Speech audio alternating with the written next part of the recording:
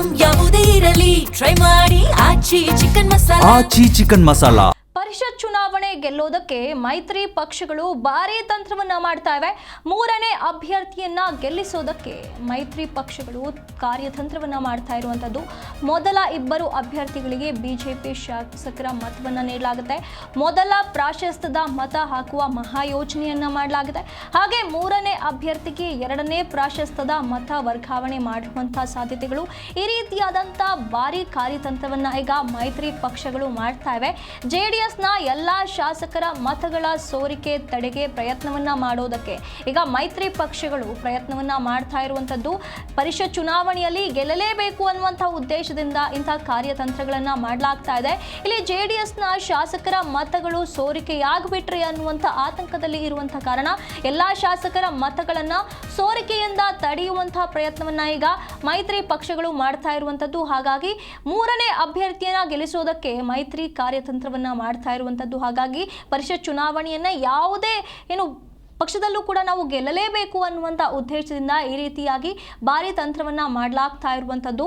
ಇಲ್ಲಿ ಮೊದಲ ಪ್ರಾಶಸ್ತ್ಯದ ಮತವನ್ನ ಹಾಕೋದಕ್ಕೆ ಮಹಾಯೋಜನೆಯನ್ನ ಮಾಡಲಾಗಿರುವಂಥದ್ದು ಮೊದಲ ಇಬ್ಬರು ಅಭ್ಯರ್ಥಿಗಳಿಗೆ. ಹಾಗೆ ಮೂರನೇ ಅಭ್ಯರ್ಥಿಗೆ ಎರಡನೇ ಪ್ರಾಶಸ್ತ್ಯದ ಮತ ವರ್ಗ ಮಾಡೋದಕ್ಕೆ ಪ್ಲಾನ್ಗಳನ್ನ ಈಗ ಎರಡೂ ಪಕ್ಷಗಳು ಮೈತ್ರಿ ಪಕ್ಷಗಳು ಮಾಡ್ತಾ ಇರುವಂಥದ್ದು.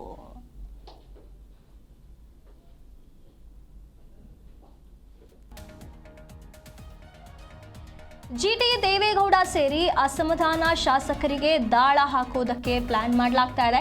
ಪಕ್ಷದಿಂದ ದೂರವಿರುವಂತಹ ಶಾಸಕರ ಮನವೊಲಿಕೆಗೆ ಯತ್ನವನ್ನ ಮಾಡಲಾಗ್ತಾ ಇದೆ. ಕಾಂಗ್ರೆಸ್ನ ಅಸಮಾಧಾನಿತ ಶಾಸಕರ ಮೇಲೂ ಕೂಡ ಈಗ ಮೈತ್ರಿ ಪಕ್ಷಗಳು ಕಣ್ಣಿಟ್ಟಿವೆ. ಬಿಜೆಪಿ ಜೆಡಿಎಸ್ ಮೈತ್ರಿ ಪಕ್ಷಗಳ ಕಣ್ಣಿಟ್ಟು ಈಗ ಸಂಪೂರ್ಣವಾಗಿ ಸಂಪರ್ಕ ಮಾಡುವಂತಹ ಪ್ರಯತ್ನ ಕೂಡ ನಡೀತಾ ಇರುವಂತದ್ದು. ಸಚಿವ ಸ್ಥಾನ ಸಿಗದೇ ಇರುವಂತಹ ಕೈ ಶಾಸಕರನ್ನ ಸೆಳೆಯುವಂತಹ ಯತ್ನವನ್ನ ಈಗ ಮೈತ್ರಿ ಪಕ್ಷಗಳು ಮಾಡ್ತಾ ಇರುವಂತದ್ದು.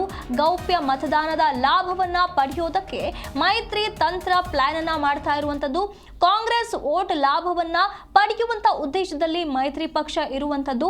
ಬಿಜೆಪಿ ನಾಯಕರು ಕೈ ಸಂಪರ್ಕದ ಕೆಲ ಶಾಸಕರೊಂದಿಗೆ ಬಿಜೆಪಿ ಜೆಡಿಎಸ್ ಮೈತ್ರಿ ಗೌಪ್ಯ ಮಾತುಕತೆಯನ್ನ ನಡೆಸ್ತಾ ಇರುವಂತ ಮಾಹಿತಿ ಕೂಡ ಬರ್ತಾ ಇದೆ.